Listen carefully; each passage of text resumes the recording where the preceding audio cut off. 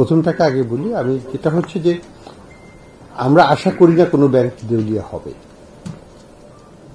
কিন্তু অন্যদিকে আবার এটাও ঠিক অনেক ব্যাংক দেউলিয়া হয়ে আছে, কিন্তু আমরা কাস্টমারের স্বার্থ রক্ষা করব, এই ব্যাংকগুলোকে আমরা ঘুরিয়ে দাঁড়াতে সাহায্য করব এবং ইনশাল্লাহ ওগুলো ঘুরে দাঁড়াবে। সময়ের ব্যাপার। 10টা ব্যাংকের মতো, 9টা ব্যাংকের সেটা ইস্যু না। সেটা কথাটা হলো যে we are in an intensive programme with them, ওগুলোকে টার্ন অ্যারাউন্ড আমরা করব ইনশাল্লাহ, দরকার হলে মার্চ করব, কিন্তু কাস্টমার আলটিমেটলি ক্ষতিগ্রস্ত হবে না।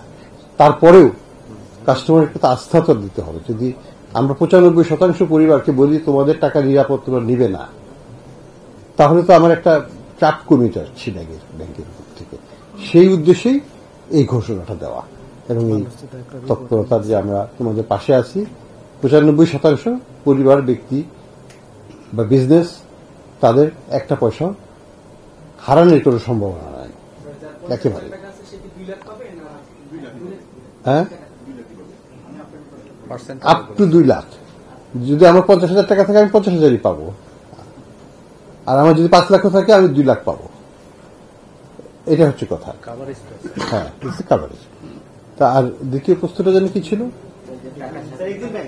এক্সিম ব্যাংকের ইস্যুটা ছিল যে ওই পলিসিটা আমরা আগে নিয়েছিলাম, ওটার পরে আমরা এই যে ব্যাংক গ্যারান্টি স্কিম যেটা আমরা করলাম, ব্যাংক লোন গ্যারান্টি, এটা পরে করা হয়েছে, এটা তার আগের ব্যাপার। কাজেই এটার সাথে এটাকে আমি এক করবো না।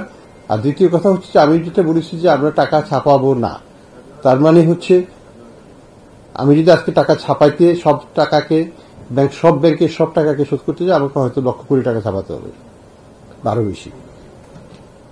সেটা তো কাম্য নয়। কাজেই আমরা ইনোভেটিভ ওয়েতে চেষ্টা করছি যে যাতে ব্যাংকিং খাতের লিকুইডিটি দিয়েই আমরা যাদের লিকুইডিটি শর্টেজ আছে তাদের লিকুইডিটি সাপ্লাই দেব। বাংলাদেশ ব্যাংক দিবে না আগামীতে। আর কাউকে দেওয়া হচ্ছে না, ওই ফ্যাসিলিটিতে কাউকে দেওয়া হচ্ছে না। বললাম তো, এই যে এখনকার যে পলিসি হচ্ছে ইন্টার ব্যাংক মার্কেট থেকে নিতে হবে তাদেরকে।